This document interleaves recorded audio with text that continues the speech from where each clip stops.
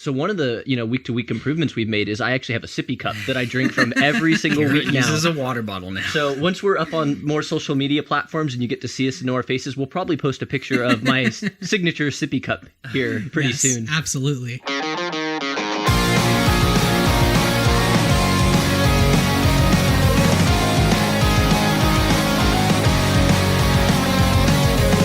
Hello and welcome to episode 4 of the Echoboomers Podcast. This is a weekly review of news and current affairs from the Echoboomer generation. As always, my name is Anthony Gibson. I'm joined alongside by Rob Fraser. Hello. And Garrett Hawkins. Glad to be here. And gentlemen, this is our 1 month anniversary. Woohoo! I was trying to think of something funny for like a celebration that we could have done for that and have it be like this big, it's a 1 month. 1 month of the Echoboomers podcast. Right.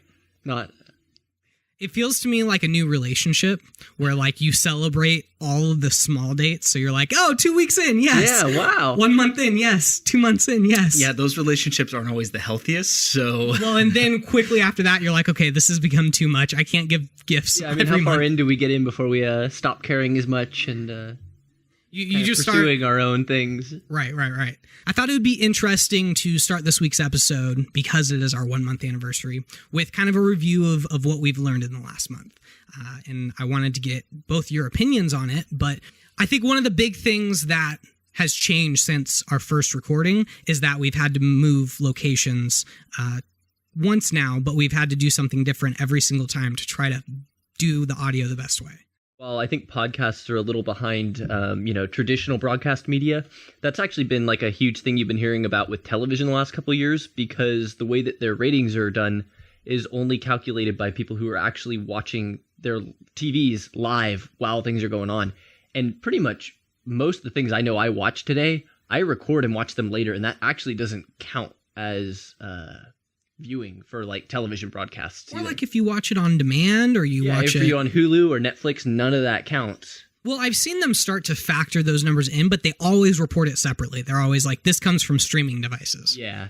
Which I don't know how many people are actually watching their shows live all the way through now. Anymore, no. If we didn't have to pay for Comcast to get internet, we wouldn't even have cable. Like we only pay for cable because it's like $10 cheaper to get just internet. This is one thing that when we've talked about a couple times on this show, the difference between what we perceive to be the Echoboomers from the rest of the millennial generation, right, is the younger people on the Echoboomers generation are never going to remember that time when the TV show you wanted to watch came on, and if you were there with your family and the commercial break came, everybody jumped up and went to the bathroom and got the food they wanted. And I know everybody heard that thing where it's back on, and everybody came running back, because if you missed it, you missed it. That was it. And if it was something important, you weren't in the loop the next day. And I mean, well, we're poor, so that's why we still do that, because we don't have things like DVR. But yeah, no, you're exactly right. The way that we watch TV has just completely changed, and I think that's just a bigger sign of how everything else is changing, and really, I mean, they don't seem like things that are connected, but I think this industry and the whole podcasting thing is trying to weave its way through that world, and as those long time sources of entertainment are changing, podcasting has to figure out how it fits in with everything else. Well, it's just weird because thanks to Serial, podcasting has gotten a lot more popular. A lot more people are attracted to it. A lot more people know what it is and know how to use it and find episodes and shows they like through the apps. But at the same time, like, everybody looks to Apple to be kind of the gold standard of the podcasting industry, because Apple is the ones who basically created it when the iPod came out. But Apple really hasn't done anything to improve like the structure of how podcasts are delivered to audience members since they started it like 15 years ago, whenever the first iPod came out. So it's difficult because you have all these people that are trying to do really cool things with podcasts. You have Serial coming out and Gimlet Media, entire companies being built around the idea of podcasting.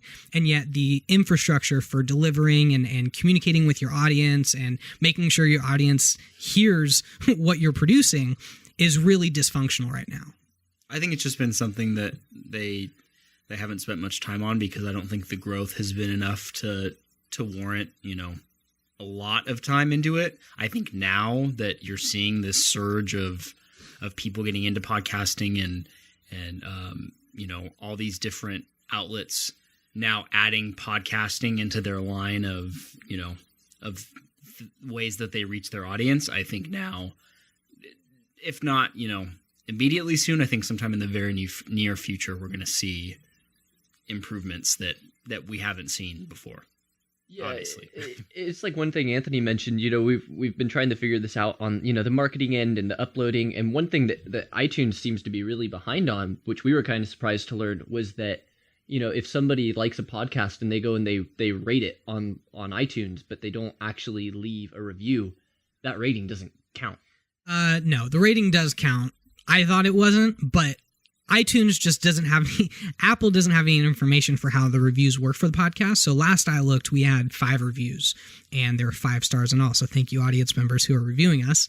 And there was one comment, but the reason why I was wondering if, reviews don't get posted if a review doesn't get written with it is because it took like 2 weeks for our reviews to get initially posted, and everyone had been telling me that they had been making reviews. So I was wrong on that. It does show up, but it's a slow process, and you'd think it would be a little quicker than that. More than that only matters for iTunes. Like, those reviews only show up and matter to iTunes. Yeah. Only about 30 to 40% of our audience listens through iTunes right now. So the other 60% don't even know that we're getting reviews. Yeah. Yeah, we were surprised to find that most people are actually listening on the website, which I've always found interesting because I listen to all of my podcasts exclusively through a podcasting app that I have for Android. And I know you usually listen through, what is it, Catcher? I listen through Overcast. It's just another app, yeah. Yeah. With it being on the website, I think there's a couple explanations for it. One, it's people who aren't used to the podcasting format and don't really quite know how it works. And then 2, it's probably a lot of people who don't want to make the commitment of downloading and subscribing. They just want to get little bits and pieces. So what this has done really is forced podcast creators to get innovative in terms of how they distribute their content and reach their audience. And it's something that I've been thinking a lot about since I kind of have been peeling back the layers of podcasting and seeing how it all works. And one of the things we're going to start doing this week after this podcast airs, or this episode of the show airs, is being more aggressive in putting our content out on social media and doing smaller clips of our segments rather than the whole. Now it's getting to be 40 plus minutes, but in the beginning of our podcast, it was 20, 30 minutes each. But publishing those on Facebook and Twitter and stuff so that it's easier to find, a little 5 to 10 minute clip of a topic we talked about rather than having to commit to the whole podcast to listen to it. Another thing that, as we get into more social media, you'll get to kind of see more things going on behind the scenes here. You might actually be able to see the old room we recorded in and the new one we're in the whole different setup. Another thing that we've realized as we've gone through this is that after our very first attempt at recording this podcast, I dumped water all over our laptop and just ruined the whole thing. So one of the week-to-week improvements we've made is I actually have a sippy cup that I drink from every single week now. This is a water bottle now. So once we're up on more social media platforms and you get to see us and know our faces, we'll probably post a picture of my signature sippy cup here pretty soon. Absolutely. Rob, I haven't heard your thoughts on a 1 year or a 1 month review. To the punch. This has been a really interesting experience for me, and especially for me, given that my life is in the stage that it's in right now. And it's not something I think we've ever addressed on the show. No, I don't think so. But I'm currently getting my teaching credential, and it's a 1 year kind of hit the ground running program. How many hours a week would you say you work on it? Like between doing your homework and kind of doing the stuff with your class and then going to college. How many hours in a week are there? I don't know. What's 24 times 7? I'll tell you, I'm not getting my teaching credential in math. So hang on. Now I want to know. 24 times 7. 168. Damn it, Garrett. Yes. You did get it. So there's 168 hours in a week, and I would probably be willing to bet that I spend at least 140 on. You only get 20 hours of sleep a week? 20 hours of sleep a week. That's you sleep 3 nights a week. Is that 4 hours a night? Yeah, it's like, I mean, do you only get 4 hours of sleep a night? I normally don't sleep. The maximum is like 5.5 hours. How do you function as a person? Okay, so that's really the point that I'm trying to get at, is that it's been interesting trying to balance this along with everything else. It's been a lot, but it's been cool to learn a lot more about this.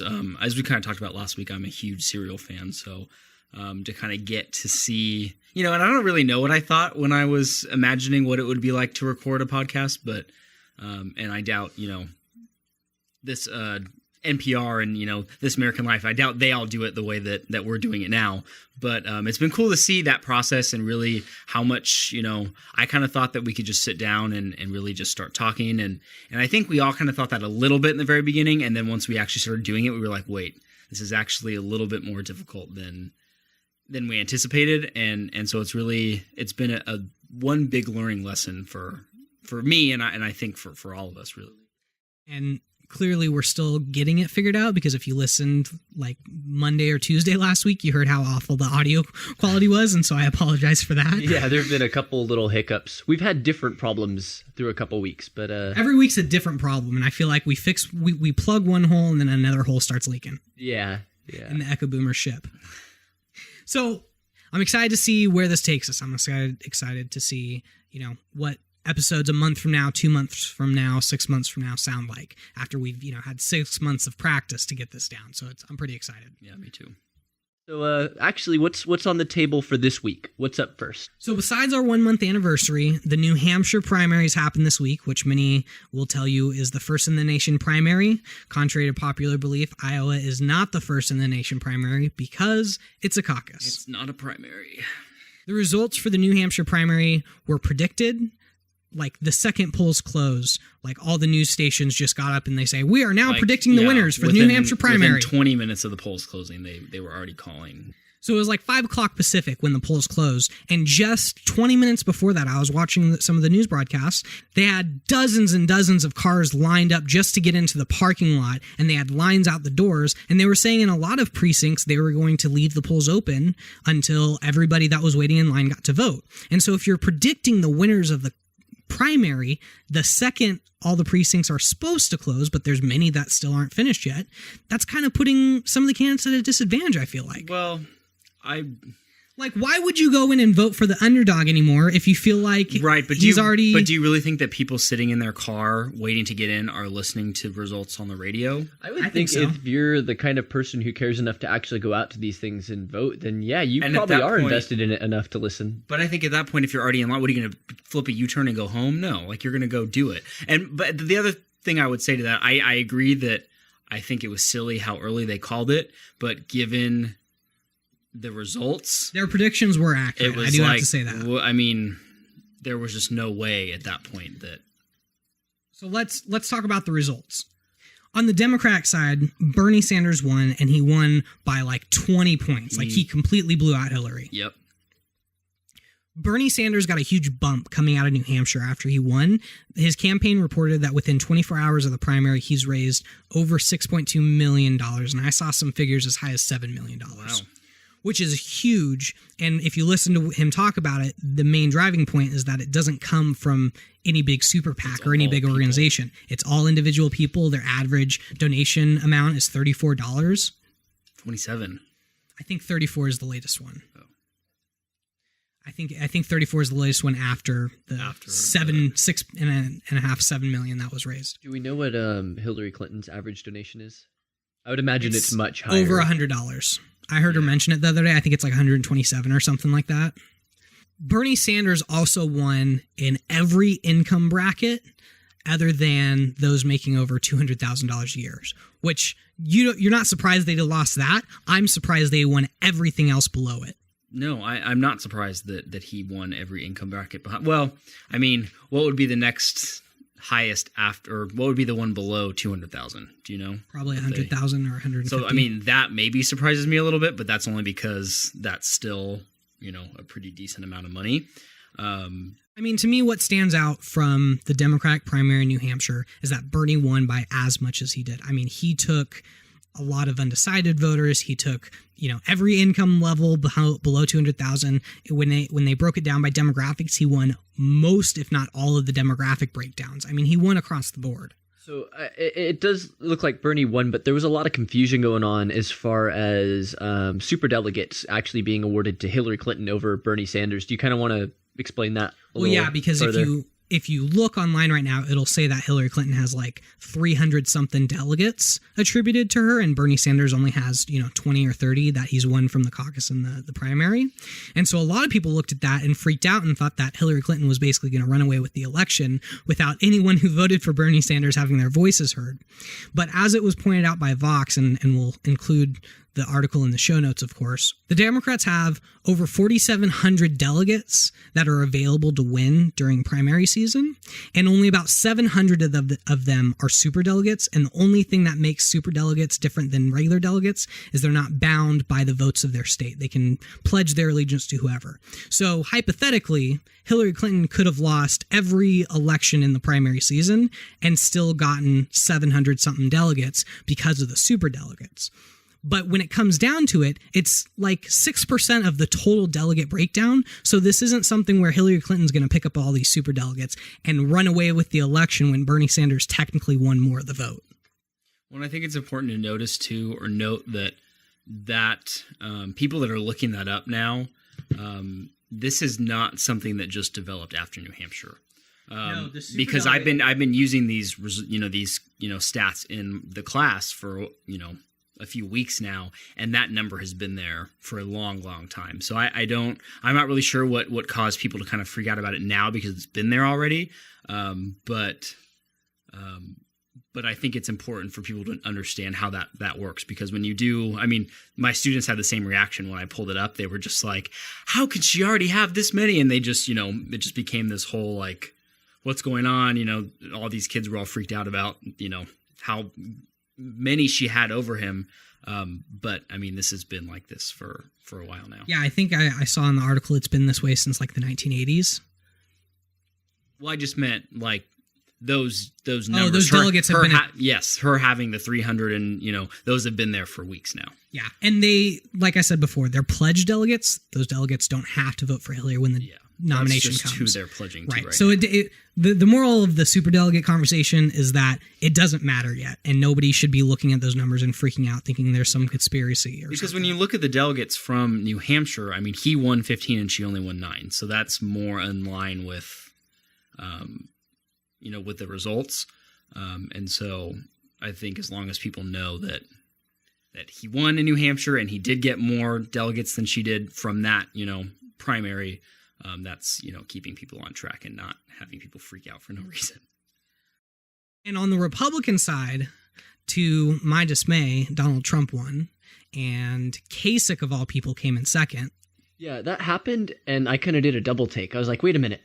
He was one of them. Yeah, so for those of you who don't know, because he hasn't registered on any national polls above 5%, John Kasich is the current governor of Ohio. And he basically, his strategy for the nomination was he invested all of his money in New Hampshire, and he just wanted to pull strong enough to be recognized in New Hampshire, which he totally did. Actually, that was a pretty good strategy, because for people who weren't paying any attention to the last, 4 or 5 candidates, polling at the bottom of the GOP, he's suddenly somebody that everybody acknowledged. And Christie tried to do the same thing, and it didn't work for him. He only got 9% of the vote, and he's now dropped out since the results. So John Kasich came in second, and then third, fourth, and fifth place. Cruz for third, Jeb Bush got fourth place, and Marco Rubio got fifth place. But it was split by like a percentage point and a half. Like it was super close. Yeah. Now, Marco Rubio had some issues. He had a bad debate performance, and it's funny because I was listening to the podcast, last week's podcast today, and I was like, man, I made all these, not predictions. I gave all these opinions of what was going to happen in New Hampshire, and in a lot of ways, when it came to Marco Rubio and Donald Trump, I was completely wrong. But Marco Rubio stumbled during the debate and repeated himself a bunch of times, and he got called by Chris Christie. He got called out by Chris Christie for being a robot. Having a prepared speech. Right. And then he responded by once again stumbling into his prepared speech, which if you watch the mashup where it just goes from 1 to the 2nd to the 3rd to the 4th, it's bad. It's hard to watch. It's terrible. Granted, I don't know how any of these people do it, because I could never sit up on a stage and take 5 or 6 different people firing all these different facts and opinions straight at me while trying to get my message across. I don't know how any of the candidates on the right or the left do it, so I do have respect for that. But it was still kind of hard to watch Rubio implode. Yeah, I don't think this is as big of a deal as it's been made out to be. I think it definitely impacted him in New Hampshire because a lot of people who vote in New Hampshire don't decide until they're literally standing at the poll booth. So that probably impacted him there. But when you look at the fact that Marco Rubio essentially tied for third place to Jeb Bush, who spent the Jeb Bush campaign spent like $100 million in New Hampshire to get tied for third. I mean, Jeb Bush there is a much worse outcome than Marco Rubio. Marco Rubio is still basically the third candidate behind Cruz and Trump. This hasn't changed. The only thing that changed is he didn't, sweep away New Hampshire like everybody started saying he was going to after Iowa, which was also a completely unrealistic prediction. So Chris Christie and Carly Fiorina have dropped out since then. In New Hampshire, Chris Christie had about 7% of the vote, and I think Carly Fiorina had like 2 or 3%. So as a whole, there's maybe 10% of the GOP vote that needs to be redistributed now. And I just don't know where that's going to fall. I don't know who's going to get a bump from that. So how many GOP candidates are left? Because we started with, was it 14 or 16? I think we started with 14. And we're There are down 6 to left. 6. Yeah. Wow. Thank you, New Hampshire, for winnowing the field. I feel like it's a reality show and we're just kind of like starting to pick down to the final 4 or whatever the important number always is. Yeah, there's a good chance that after South Carolina, which is the next primary for Republicans, there's a really good chance that you get another dropout, probably Carson. Carson. Yeah. I was going to say, he and then needs to be next to go. By the time we get to Super Tuesday in March, you'll be down to 3 or 4 candidates on the Republican side. It'll be like you never had 14 of them. I think that'll draw out one last one, and then I think the 4 will just kind of fight it out till the end, or till we get a lot closer to the end. So the good news for those listening is that you won't have to hear very much about the presidential election, hopefully for another 2 weeks or so, because the next primaries aren't until the end of February. So we got a couple weeks to breathe here for a little bit. In absence of impending presidential primaries we get to talk about other news that breaks in the week, like the news that broke last week that scientists have now confirmed that they have discovered gravitational waves. This is pretty nerdy news. This is super nerdy, but it's really, really interesting when you break it down and you look at what it means for space travel, for us understanding the universe around us, for us understanding planets. Like the headline we have from Vox here is, "We've entered a whole new world of astronomy." And what has exactly changed? Well, that's the cool thing is that, and actually this is probably surprising to most people that don't do a whole lot of reading into this, is that actually nothing has changed. Gravitational waves are something that the science community has been talking about for a little over 100 years since Albert Einstein first predicted that they existed.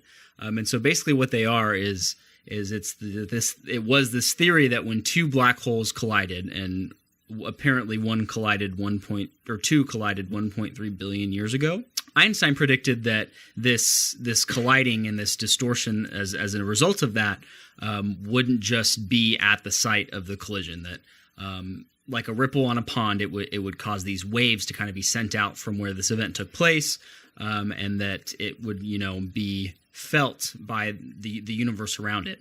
And up until now, we've never been able to actually detect them. And so how are we detecting them now? So they were detected through this, I don't want to call it a thing because it deserves so much more than that. It's an observatory. It's an observatory. It's the Laser Interferometer Gravitational Wave Observatory. That is much better than calling it a thing. Yes. Well, thankfully, it has an acronym. It does. LIGO. So we're going to call it LIGO. I don't know which one they actually LIGO call it. It could be like in a song. It could have like its own melody. I just don't want to melody. say the wrong one. LIGO's the right acronym, though. Okay. We'll stick with that. So it's LIGO. Before we were the acronym is important because before we got to recording this, when we were talking about our topics beforehand, Anthony could not pronounce this. He tried it like 6 times, and we'd correct him, and he'd do it again, and would you mind just trying to say it once? You don't have to point this out for everyone to hear, okay? I think they'd like to hear it, though. It's a hard word to say. It is. What's a hard word to say? It's the laser hang on. The laser Interferometer Gravitational Wave Observatory. Interferometer. There's a T in there. There's an NT in there. Oh, I didn't even see the T. The laser interferometer for. I always say the thermometer part at the end. I don't know why. Anyway, LIGO is what I'm going to call it. We're going to call it LIGO. And if it's LIGO, I'm sorry, science community. We apologize. We'll get it right next time. So what it is, and this article by Vox, which we'll put in the show notes, does a really good job of describing what it is. But it's basically a giant ruler, and the way that it's set up is that there's this kind of central point where they emit, a laser, and it goes to two different places, and they travel about 2.5 miles down this little tube. To a mirror, and then are reflected back towards the central point. And there's two of those. And when they meet, they kind of like get directed off to the side into the sensor, which can then interpret what the waves actually mean. And so it's basically a seismograph. So like a seismograph detects waves as a result of seismic activity. Like earthquakes. Like that's earthquakes. How it's... Yeah, this contraption is able to detect waves that are... first of all, super, super tiny. Like not even, I mean, they're just... Yeah, how tiny are they? So the shifts that this detector is calibrated to detect are less than 1/10,000th the width of one atom. So like smaller than microscopic. Smaller than small. Like you can't... I can't even comprehend that. Yeah, you can't accurately describe how small that is. And so when these waves pass by Earth... it causes the lasers, that quick split second that it shifts a little bit is actually detected by the sensor. And so back in September of 2015, anyway, they've had this detector for a while, and in 2010 they shut it down to do a big upgrade. And they just started turning it back on again in 2015, and right as they were going through the process of getting everything back up and running is when they actually detected this wave. So... it's, they finally just have realized that that's what it actually was. And like I mentioned earlier, this was something that was predicted 100 years ago. So to finally see that we actually know that they exist and that we were actually able to pick them up with equipment that we've developed is really incredible. And the science community is really, really excited about it. I mean, I don't know that it's on a similar comparison to like, launching astronauts into space or landing on the moon, because those were just really big leaps at the time. But this is a way of measuring and observing events that happen in the universe that we never had the tools capable of observing. Like you were saying, the tools have never been calibrated to observe at such a micro level to even detect this kind of energy. Yeah, and that's... now that we know that we can do this opens so many doors in terms of research we can do, regarding black holes and just, space as a whole. So I think really what this means is that this isn't really going to affect, the modern day person that's, No, you're not waking up tomorrow and going to the LIGO. No. But this is really going to do a lot in terms of how we understand, the universe around us. It's not something that we're noticing a big change tomorrow, but it's definitely something as you see people like Elon Musk talking about wanting to colonize Mars in his lifetime. These types of advancements are profoundly impactful to events like us trying to go to new planets. Okay, and here's one last little thing that's actually really, really cool. So the time period that we're hoping to capture to test, theories about the universe's development using this technology, they're hoping to analyze the time period of less than 1 nanosecond after the Big Bang. So that's probably one of the most immediate theories we're going to be able to test with this kind of equipment now that we know that it works. Yeah, this is all just about, the universe's beginnings and development. And for this being such big news, and when I say such big news, I mean every news outlet that I follow reported on it when it broke. For it being this big, it's wildly confusing. Yeah, no, it is. I mean, most of space is. But to kind of wrap it up nicely, one of the scientists that reported their discovery is that it's not the end of something, it's the beginning of a whole new kind of study for the science community. So, of everything that happened this week, there was probably one announcement that came up that got me the most excited for the future. And that is that Elon Musk is now saying that the new Tesla car they are going to be shipping late 2017 will be $35,000 to start, and after tax incentives can be as low as $20,000. And that's a big deal. Because their current cars are like $75,000, $80,000. a lot of money, yeah. Before we get too far into this, what makes Tesla cars so special? Well, they're fully electric, first of all.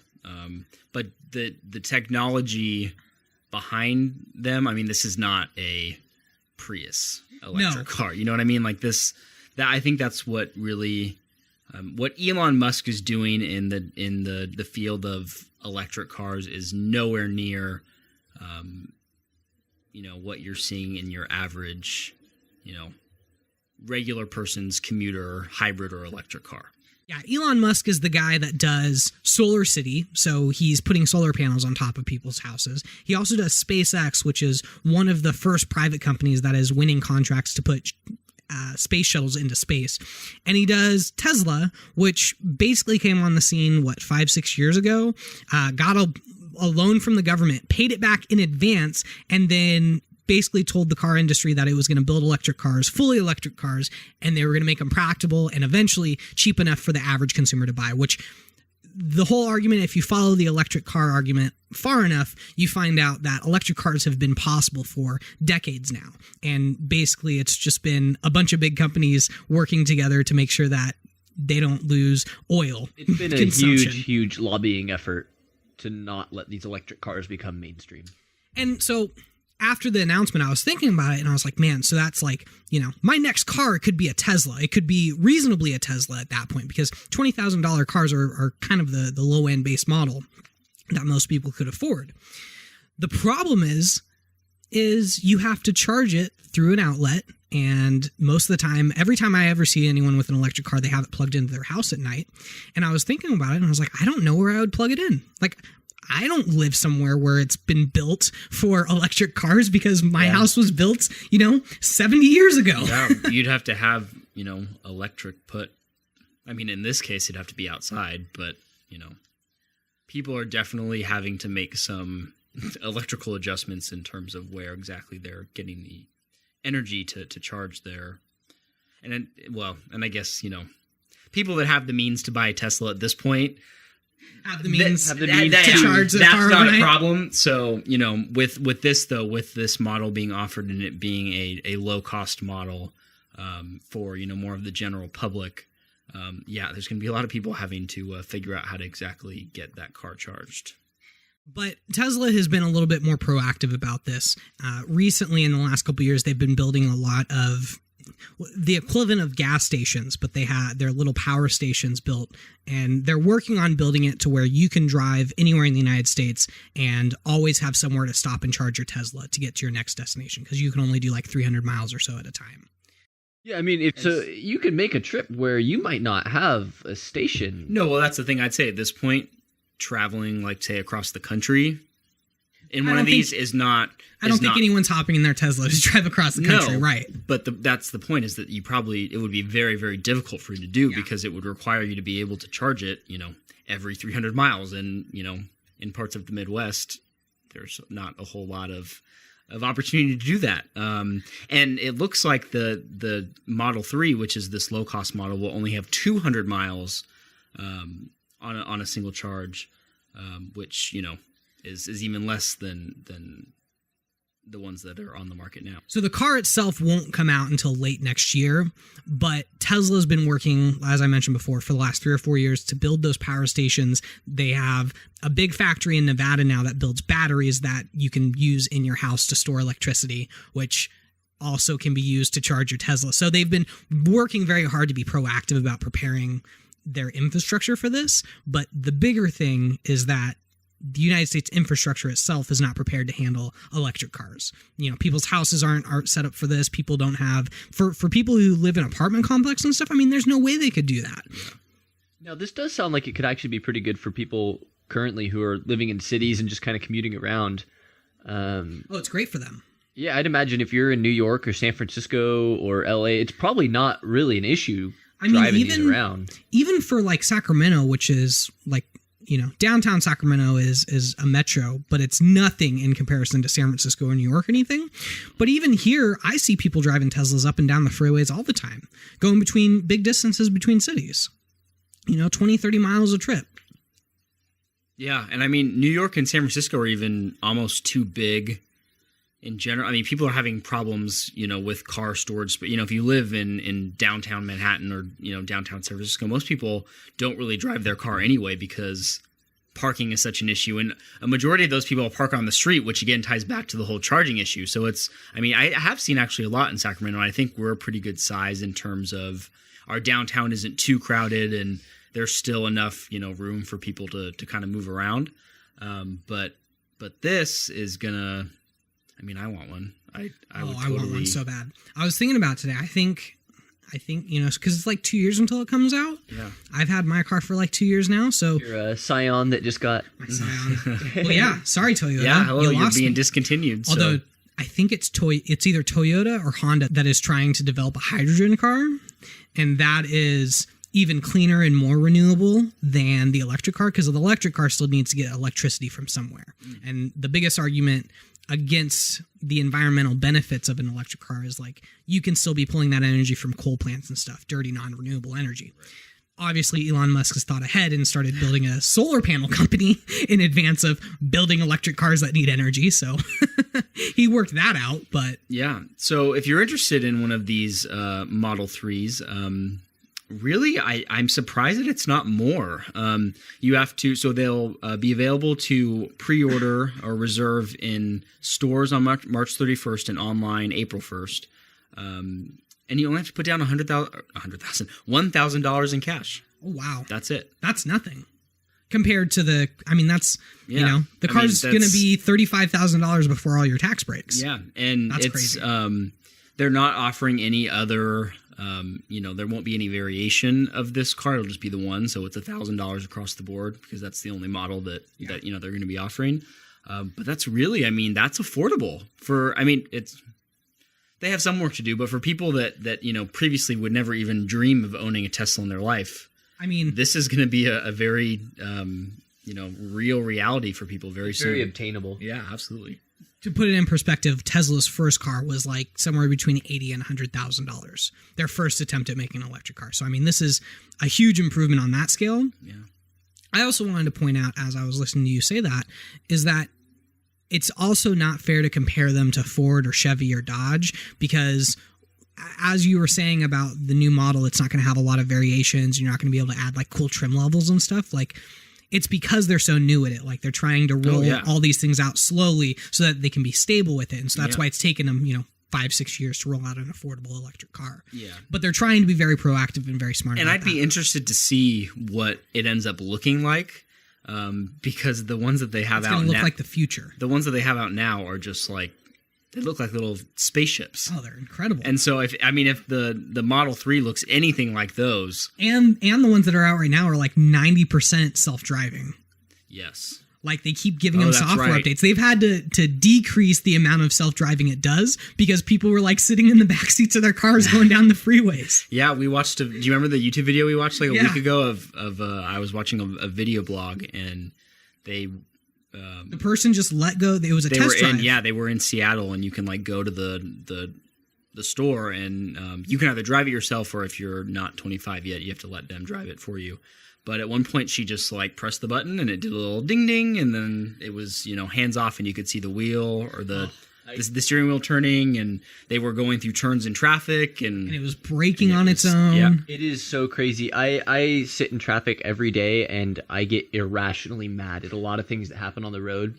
And so actually about a month ago, I was thinking like, what could change to make traffic better so that I don't have like heart problems in my car 40 years from now. And I was thinking about it, and the self-driving car thing is going to change a lot of those issues. Well, yes, but I would also say that it's probably going to take a while for, me thinking about being in a, self-driving car now, I think I'd have a heart attack just because you don't, that's the thing is the technology is so new that we don't even trust it yet. Yeah, we don't even trust the self-driving. I don't even think I'd be able to take my hands off the wheel. Yeah, but you have to imagine that in 40 or 50 years, it's not going to be as weird of a thing. No, not at all. In fact, we could get to a point at some point where it's weird to manually drive your car. I said this last week. You said it was going to be like 60 years before people, before self-driving cars are a real thing and that people aren't allowed to drive anymore. And I was telling you, I was thinking it was going to be more like 20, because as of right now, Teslas are 90% autonomous. So in 3-4 years,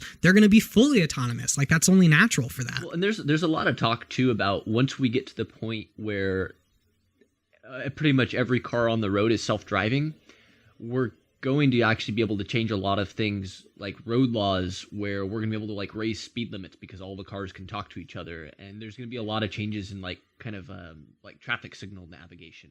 And so it's going to be really interesting to see how that it'll be decades before we're fully there, but it'll be interesting to see what happens when we get there.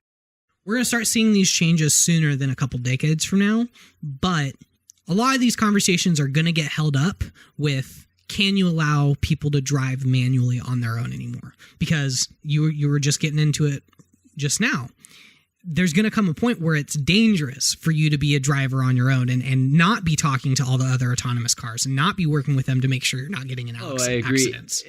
I could see it becoming something where you need a special license to manually operate your car. Or it might be something that becomes a novelty thing where you have, kind of like a gun range kind of thing where you go off, or a horse race, and you could go drive your manual car somewhere for a novelty thing, And I think with the progression of technology, we're going to be having these conversations more frequently. We're going to be having conversations about massive parts of our society where we're like, does it make sense for us to do this anymore? And it's going to require us to come together as a society and say that you can't do certain things. And that's not who we are as Americans. That's not the values and principles that America's built on. So I have a feeling it's going to be a very contentious fight. This could be like a huge presidential 2048 debate.